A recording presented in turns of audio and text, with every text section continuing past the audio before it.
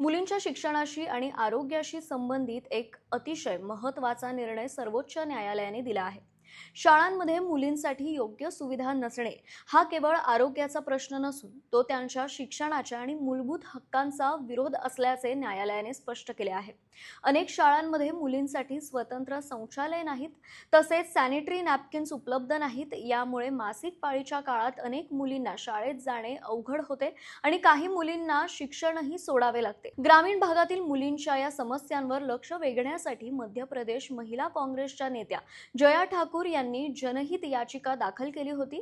या याचिकेवर सुनावणी करताना न्यायालयाने सांगितले की मासिक पाळीशी संबंधित साधनांचा अभाव हा मुलींच्या सन्मानाचा, गोपनीयतेचा आणि समानतेच्या अधिकाराचा प्रश्न आहे. न्यायालयाने प्रत्येक मुलीला एक महत्त्वाचा संदेश दिला आहे. मासिक पाळी ही नैसर्गिक प्रक्रिया आहे, त्यासाठी लाज वाटण्याची गरज नाही, ही तुमची चूक नाही. या निकालात सर्वोच्च न्यायालयाने शाळांना स्पष्ट आदेश दिले आहेत.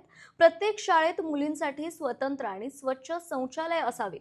सर्व शाळांनी मुलींना मोफत सॅनिटरी नॅपकिन्स उपलब्ध करून द्यावेत. गरज भासल्यास अतिरिक्त गणवेश आणि अंतर्वस्त्रांची सोय करावी. तसेच शौचालयांमध्ये साबण आणि पुरेसा पाणी पुरवठा असावा. न्यायालयाने सांगितले की शिक्षण हा प्रत्येक मुलीचा मूलभूत अधिकार आहे. जर सुविधांच्या अभावामुळे शिक्षण थांबत असेल तर तिचे इतर हक्कही धोक्यात येतात. या सर्व आदेशांची अंमलबजावणी 3 महिन्यांच्या आत करण्याचे निर्देश राज्य सरकारना देण्यात आले आहेत. हा निर्णय ग्रामीण आणि शहरी भागातील लाखो मुलींसाठी शिक्षणाचा मार्ग अधिक सोपा करणारा ठरणार आहे.